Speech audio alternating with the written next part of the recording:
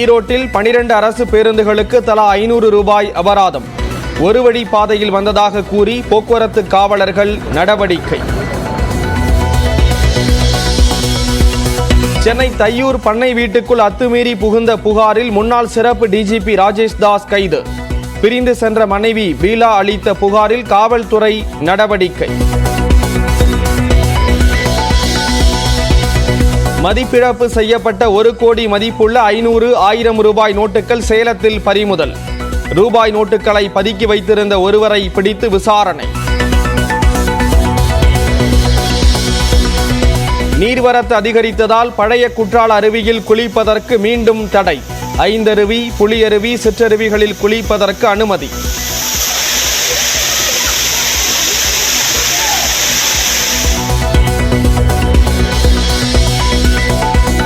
திருவள்ளுவர் தினத்தை ஒட்டி மயிலாப்பூர் திருவள்ளுவர் கோயிலில் வழிபட்ட ஆளுநர் RN ரவி. திருவள்ளுவர் சிலைக்கு மாலை அணிவித்து மரியாதை.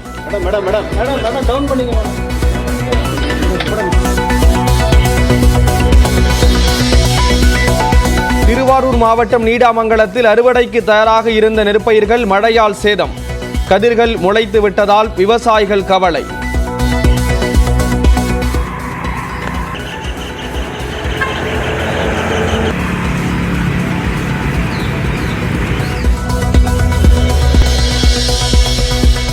திண்டுக்கல் அருகே TR சத்திரத்தில் உரித்தால் ஒன்றுமே இல்லாத மக்காச்சோள கதிர்கள். தனியாரிடம் வாங்கிய விதையால் பாதிப்பு என விவசாயிகள் வேதனை.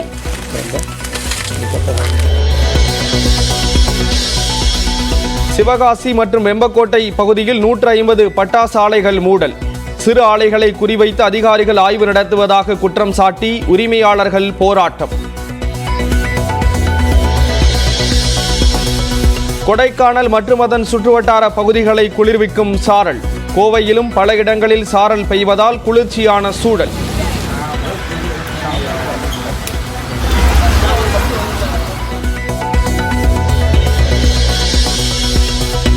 வங்கக்கடலில் உருவாகியுள்ள ஆழ்ந்த காற்றழுத்த தாழ்வு பகுதி தாழ்வு மண்டலமாக மாறியது.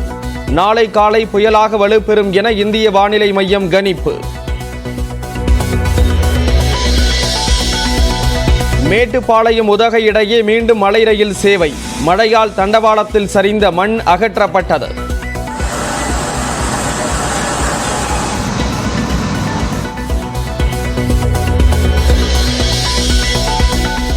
திட்டக்குடி அருகே பொடையூரில் ஆண்கள் மட்டுமே தேர் இழுத்த திருவிழா.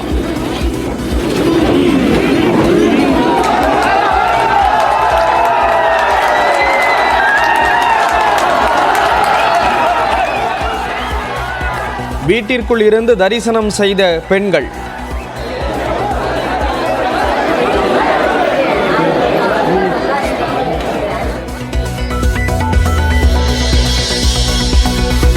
தங்கம் விலை ஒரே நாளில் சவரனுக்கு 800 ரூபாய் குறைந்தது.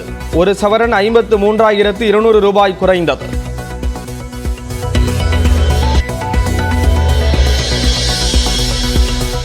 மலேசியா மாஸ்டர்ஸ் பேட்மிண்டன் தொடரில் அரையிறுதிக்கு முன்னேறினார் இந்தியாவின் PV சிந்து. உலக தரவரிசையில் 6வது இடத்தில் உள்ள சீன வீராங்கனையை வீழ்த்தி அசத்தல்.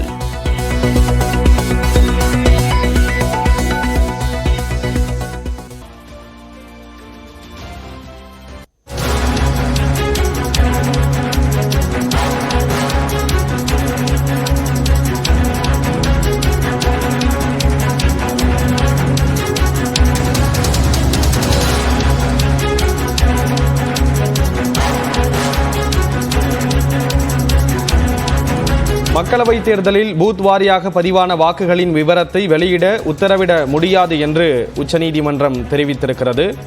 வாக்குப்பதிவு மக்களவைத் தேர்தலில் பதிவாகக்கூடிய வாக்குப்பதிவு விவரங்களை, அதாவது பூத் வாரியாக பதிவாகக்கூடிய வாக்குப்பதிவு விவரங்களை வெளியிட உத்தரவிட வேண்டும் என்று கோரி தொடரப்பட்ட வழக்கில் உச்சநீதிமன்றம் இவ்வாறு குறிப்பிட்டிருக்கிறது.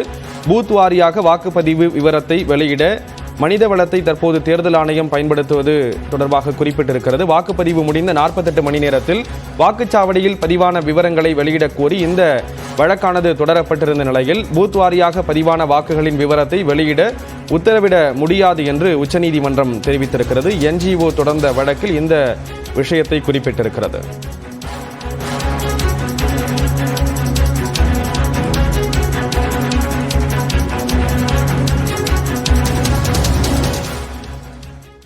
கோவை, திண்டுக்கல் உள்ளிட்ட மாவட்டங்களில் மழை தொடர்வதால் கொடைக்கானல், ஊட்டிக்கு சென்றுள்ள சுற்றுலா பயணிகள் மகிழ்ச்சி அடைந்திருக்கிறார்கள். கோவை மாவட்டத்துக்கு ஆரஞ்ச் எச்சரிக்கை விடுக்கப்பட்டிருந்த நிலையில் மாநகர் மற்றும் புறநகர் பகுதிகளில் நேற்று கனமழை பெய்தது. இன்றும் ஓரிரு இடங்களில் சாரல் மழை பெய்து வருகிறது. குறிப்பாக உக்கடம், காந்திபுரம் ரயில் நிலையம், மாவட்ட ஆட்சியர் அலுவலகம், அண்ணா சிலை உள்ளிட்ட பல்வேறு பகுதிகளில் பொழியும் சாரல் மழையால் குளிர்ச்சியான சூழல் நிலவுகிறது.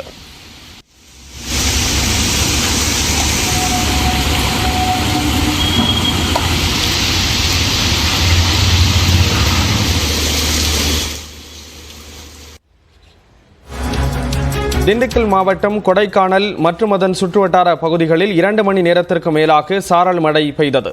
குறிப்பாக அண்ணா சாலை, அண்ணா நகர், ஏரி சாலை, ஆனந்தகிரி, மூஞ்சிக்கல், லாஸ்காட் சாலை, கல்லறைமேடு, குறிஞ்சி நகர் ஆகிய பகுதிகளில் பெய்த சாரல் மழையால் அங்கு வந்த சுற்றுலா பயணிகள் மகிழ்ச்சி அடைந்தனர். எனினும் மழை தொடர்வதால் சுற்றுலா பயணிகளின் நடமாட்டம் குறைந்தே காணப்படுகிறது. சென்னையில் இருந்து கன்னியாகுமரிக்கு வந்த கன்னியாகுமரி அதிவிரைவு ரயிலில் மழைநீர் ஒழுகியதால் பயணிகள் அவதிக்குள்ளாகினர். ஏசி பெட்டியில் ஏறிய பயணி ஒருவர் ரயிலில் மழைநீர் ஒழுகுவதை தனது செல்போனில் வீடியோ படம் எடுத்து அதனை சமூக வலைதளங்களில் பதிவு செய்துள்ளார். அதில் விழுப்புரம் அருகே ரயில் வந்தபோது அங்கு பெய்த மழையால் ரயில் பெட்டிகளில் பல இடங்களில் மழைநீர் ஒழுகியதாகவும் முக்கிய மின்சாதன பொருட்கள் வைத்திருக்கும் இடத்திலும் மழைநீர் ஆபத்தான முறையில் வடிந்ததாக கூறியுள்ளார். இந்த அளவுக்கு மோசமான கன்னியாகுமரி எக்ஸ்பிரஸுடைய நிலைமை இன்னைக்கு இந்த அளவுக்கு மோசமாக இருக்குது. இப்போ மழை கொஞ்சம் தீர்ந்துடுச்சு. இதை பார்த்தீங்கன்னா இது மின்சாரம் செல்லக்கூடிய ஒரு பகுதி. கன்னியாகுமரி மாவட்டத்தில் பெய்து வரும் தொடர் மழையால் பேச்சிப்பாறை அணையிலிருந்து உபரி நீர் திறக்கப்பட்டுள்ளது. இதனால் தாமிரபரணி ஆற்றிற்கு வெள்ள அபாய எச்சரிக்கை விடுக்கப்பட்டுள்ளதால் தாழ்வான பகுதிகளில் வசிப்போர் பாதுகாப்பாக இருக்க அறிவுறுத்தப்பட்டுள்ளது. ஆற்றில் சுற்றுலா பயணிகள் மற்றும் பொதுமக்கள் குளிக்க மாவட்ட நிர்வாகம் தடை விதித்துள்ளது. இதேபோல் தொடர் மழையால் குழித்துறை சப்பாத்து பாலம் நீரில் மூழ்கியதால் வாகன போக்குவரத்துக்கு தடை விதிக்கப்பட்டுள்ளது.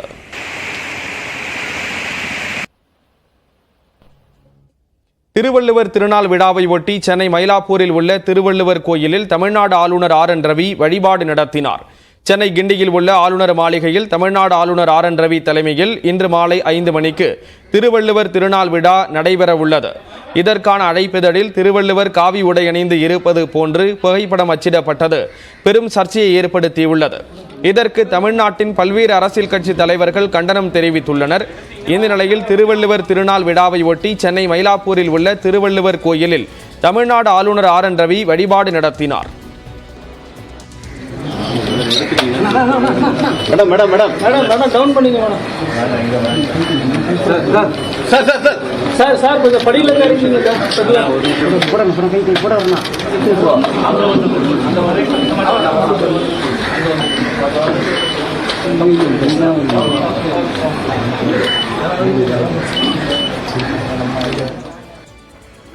பின்னர் கோயிலில் இருந்து புறப்பட்டு சென்ற ஆளுநர் RN ரவியிடம் திருவள்ளுவருக்கு காவி உடை அணிந்தது தொடர்பாக செய்தியாளர்கள் கேள்வி எழுப்பினர்.